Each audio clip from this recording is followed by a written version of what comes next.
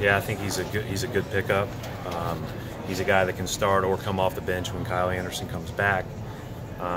His shooting, his ability to stretch the floor, he's gotten good off the dribble. They can run ATOs for him, and he's a long, athletic guy that can guard multiple positions. So I think anytime that you add a versatile shooter like that mid-season, it usually ends up being a good thing for your team. And he's got a great reputation as a teammate, and obviously has been a productive NBA player for a long time. Last time you guys faced each other down 19 before the comeback win, what do you do to kind of avoid that? Yeah, thank goodness halftime happened. But we were, they're hard to play against, first of all. They're big, physical, strong. They usually have a strength advantage at least a couple of positions a night. So you really have to guard them as a team. You all have to hold your ground, play with great toughness, play with great intensity, and that can wear on teams. So we're going to need all our depth. We're going to need to be able to match their physicality. Right, do you ever keep an eye on standings of teams whose draft picks you may receive? Like, will you keep? I can't even keep track of which ones we have. Too many? I used to keep. Obviously, the Brooklyn one was so hotly discussed, and obviously everybody talked about that every time. Those are probably the games that I've felt the most pressure in here in the last few years, because everybody was on us to win those. But no, it's not this year, not as much. I mean, obviously I'm aware of that we have Sacramento's and the protected somewhere on Memphis and Clippers, but I don't know the numbers by heart. You had mentioned the depth. Just how was Terry Rozier able to impact the game the other day, and just his performance? Yeah, he was really good. He picked up full. He was aggressive. He was hard to screen. He played fast. He got other guys' shots, and then he capitalized on his just couple of looks. It is so hard to play that limited a role as far as minutes go, and know you're only going to get 4 cracks at the basket or 5 cracks at the basket, and you've got to do all those other things. But he was great, and I thought he had a big impact on the game, and I said it after the game. I thought he turned the whole building around, because we weren't very good out of the gate the other night, and it was 28 when we went to the bench. Our bench was really good.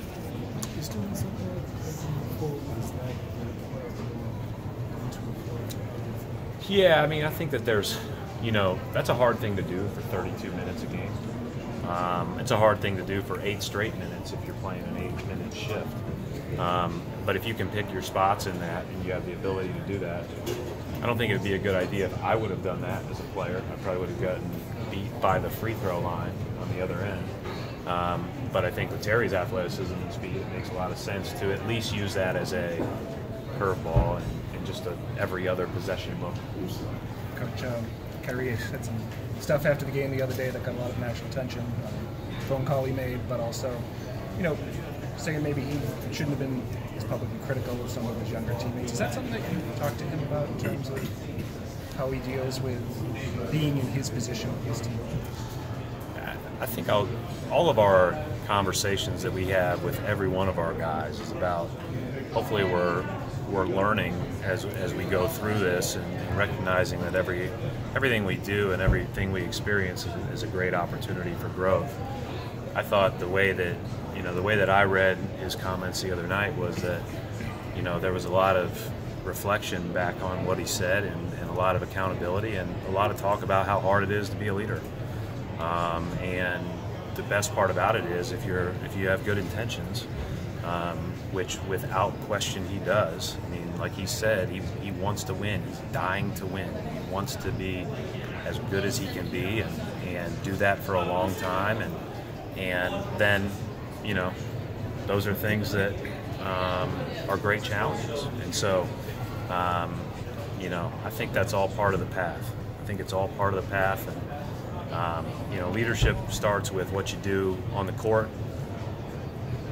He's pretty damn good on Wednesday night. And then it's, how you serve your teammates. And then everything else is what it is. Everything else follows suit from those two things. Al Horford really seemed to appreciate Aron Baynes being back more than maybe anybody else. How does having Baynes back, I know he helps the team, but how does he impact Al Horford specifically? Yeah, and John, we're looking to try to get ways to play those guys together a little bit more. That's something that you might see a little bit tonight.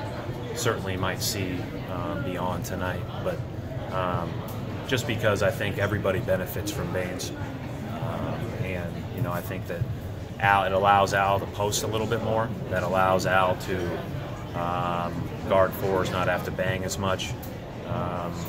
Baynes takes a lot of weight off everybody's shoulders, so I think he's they didn't play together the other day, but hopefully we'll see that lineup some. Probably not in mass, but some at least.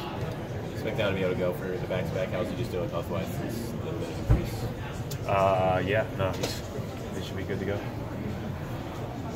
No plans to rest him.